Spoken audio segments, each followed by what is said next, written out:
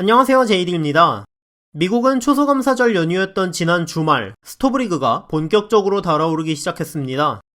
특히 뉴욕 매츠와 텍사스 레인저스는 주말 동안 시장의 주인공으로 나섰는데요.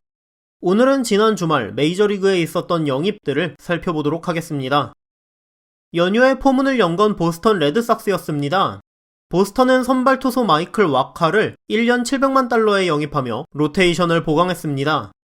크리스 세일, 네이선 이볼디, 닉 피베타 등은 로테이션에 들어갈 것이 유력하기 때문에 와카는 테너 하우크, 게럿 윌락 등과 함께 하위 로테이션 자리를 두고 경쟁할 것으로 예상됩니다.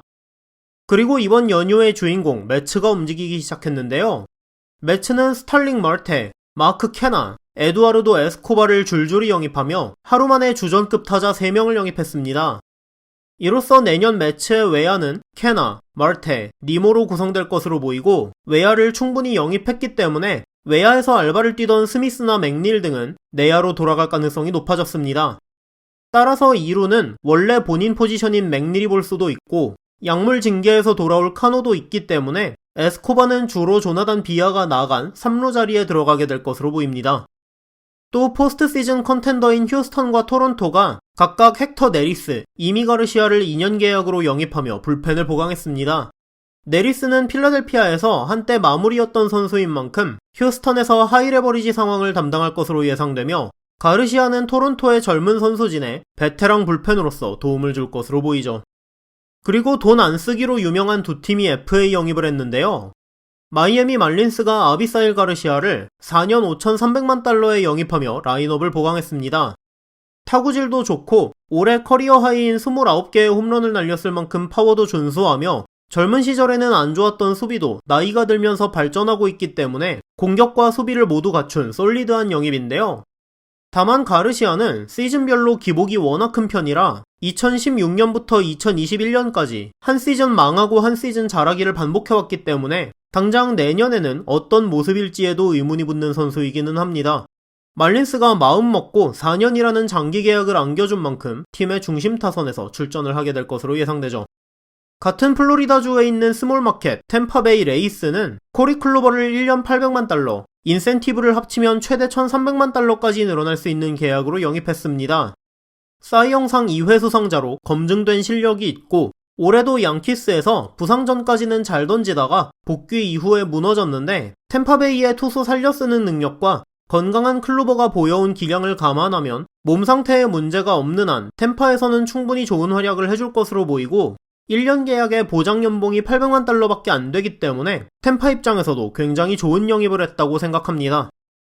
그리고 연휴의 막바지인 일요일에 미친 듯한 영입 러시가 터졌는데요. 이미 가르시아로 불펜을 보강했던 토론토가 케빈 가우스먼을 5년 1억 1000만 달러에 영입했습니다. 이로써 토론토는 2021년 에이스였던 로비레이를 잡지 못하더라도 가우스먼, 베리오스, 류현진, 마노아의 확실한 4선발을 구축하게 되었고 5선발로 네이트 피어슨이나 앤서니 케이 같은 젊은 선수들을 쓰던 추가로 선발을 더 영입하던 이미 매우 솔리드한 로테이션을 완성했습니다. 올해 포시 진출에는 실패했지만 와카를 코앞에 두고 탈락했을 만큼 성적도 괜찮았고 피타고리안 승수로 보면 포시 진출을 못한 게 이상할 만큼 타격과 투수 지표가 모두 준수했던 데다 주력 타자들이 워낙 젊어서 더 강해질 가능성이 높다는 점에서 계속된 보강으로 윈나우를 외치는 것으로 보이죠. 그리고 많은 사람들이 예상하지 못했던 텍사스 레인저스가 마커스 시미언, 존 그레이, 콜카론을 연이어 영입하며 이번 오프시즌에 바이어로 나설 거라던 말이 허풍이 아니었다는 것을 보여주었는데요. 텍사스는 시미언을 7년 1억 7,500만 달러에 영입했습니다. 공격력과 수비력을 모두 갖췄고 2루와 유격수를 보면서도 지난 4년간 결장이 10경기밖에 안 될 만큼 철강왕에 가까운 내구성도 보유한 훌륭한 선수인 만큼 2,500만 달러의 연봉은 적절해 보입니다. 다만 7년이라는 긴 계약이 만 31세부터 37세 시즌을 커버하다 보니 뒤에 2, 3년보다 앞에 3, 4년에 집중한 계약으로 보이는데 텍사스는 올 시즌 60승 102패 팀으로 성적을 내기 위해서는 팀 하나를 통째로 사는 수준의 보강이 필요한 상황이었고 2, 3년 안에 터질만한 유망주가 많은 팀도 아니라는 점에서 시미언을 저 계약으로 데려왔다는 건 추가적인 영입이 엄청나게 많을 거라는 것을 예상하게 만든 영입이었죠. 그리고 텍사스는 같은 날 존 그레이와 콜 카룬을 영입하며 선발 로테이션과 외야 한 자리를 보강했습니다. 또 루머로는 콜이 시거에도 관심이 있다고 알려져 있고, 시거를 영입하지 못하면 트레버 스토리도 찔러볼 생각이란 얘기가 있는데다 선발도 추가 영입할 거라는 말이 돌고 있습니다. 레인저스가 이번 스토브리그의 게임 체인저로 떠오른 주말이었습니다. 그리고 주말 연휴를 마무리하는 영입은 LA 에인절스가 해냈는데요. 마이클 로렌젠을 1년 700만 달러에 영입했다는 소식이 전해졌습니다. 로렌젠은 불펜 투수이며 간간히 외야를 보는 준 투타 겸업 선수지만 내년에는 선발을 하고 싶고 등판하지 않는 날은 외야수를 하고 싶다며 오타니처럼 적극적인 투타 겸업을 하길 원한다는 의사를 밝혔는데요.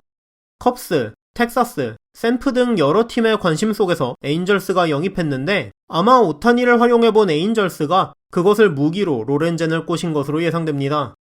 저는 솔직히 도대체 무슨 생각으로 에인절스가 로렌젠을 저돈 주고 영입한 건지 이해를 못... 주말에 나온 영입은 여기까지였는데요. 하지만 매츠가 캘리포니아 팀들과의 계약이 유력하다던 맥스 슈어저를 3년 이상의 장기 계약에 연 4천만 달러가 넘는 초고액 계약으로 영입한다는 루머가 강하게 돌고 있습니다.